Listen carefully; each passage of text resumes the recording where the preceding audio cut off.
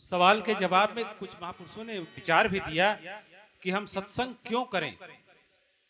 हमारे घर में सब कुछ भरा जरा है, सब कुछ भरा जरा है, किसी चीज की कमी नहीं है, फिर भगवान का भजन करने की क्या जरूरत है? कोई जरूरत है? महापुरुषों ने बीच बीच में बताया भी। दास तो इस चीज को कई उदाहरण देता है। इसी सवाल को एक बार स्वामी विवेकानंद ने अपने गुरु रामकृष्ण परमहंस से पूछा। पहले की बात, जब विवेकानंद नहीं बने थे, उनका बचपन का नाम नरेंद्र था, तो नरेंद्र जी ने पूछा स्वामी रामकृष्ण से कि गुरुदेव, आपने गुरु ज्ञान दे दिया, परमात्मा का दर्शन करा दिया, अब सत्संग करने की क्या जरूरत है? बार बार आने की क्या जरूरत है?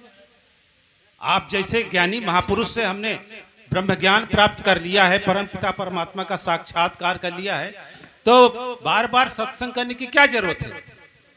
ये सवाल किसने किया? विवेकानंद जी, नरेंद्र ने। किससे? अपने गुरु रामकृष्ण परमहंस से। ऐसा प्रश्न सुन करके रामकृष्ण परमहंस हंसने लगे। कहा, नरेंद्र, तुमने सांप देखा है? कहा हाँ। कहा नेवला देखा है? कहा हाँ। कहा सांप नेवला में बड़ी दुश्मनी होती है, ये दोनों जब मिल जाते हैं तो खूब लड़ते हैं। कभी सांप नेवला पर हावी होता है, कभी नेवला सांप पर। जब खूब लड़ते लड़ते सांप जहर, जब नेवला में सांप के जहर से जब नेवला एकदम व्याकुल हो जाता है तो वो भाग के जाता है, कहीं जाएगा, जंगल में एक जड़ी बूटी सूंघेगा और फिर वहां से तरोताजा होके आएगा और फिर लड़ने लगेगा। कभी देखा है ऐसा केस आपने? जब सांप और नेवला लड़ते हैं, जब सांप जहर डंक मारता है नेवला के ऊपर, तो नेवला जो है भाग के जाता है, कहीं उसका जड़ी बूटी खाता है या सूंघता है, तो वो सांप के जहर का असर कम हो जाता है और फिर आता है, लड़ता है।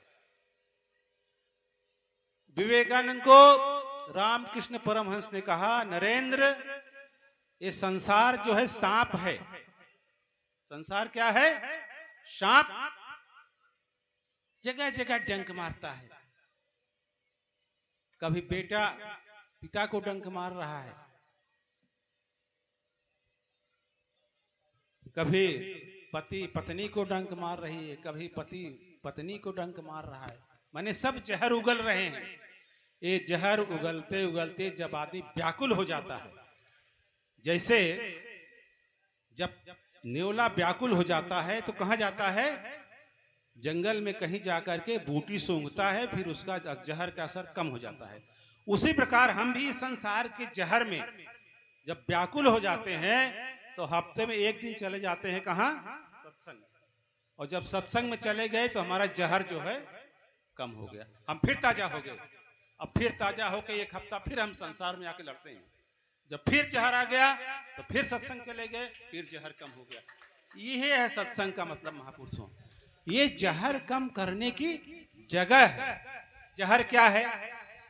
क्रोध करना, लोभ करना, ईर्ष्या करना, चुगली करना, निंदा करना, ये सब जहर है। जब सत्संग में आते हैं, संत महापुरुषों के शरण में आते हैं, तो इनका जब ज्ञान मिलता है ना, तो जहर काफी कम हो जाता है। अब दास विनती करेगा बाबा जी से ये दो शब्द कहें, इनके बाद बाबा जी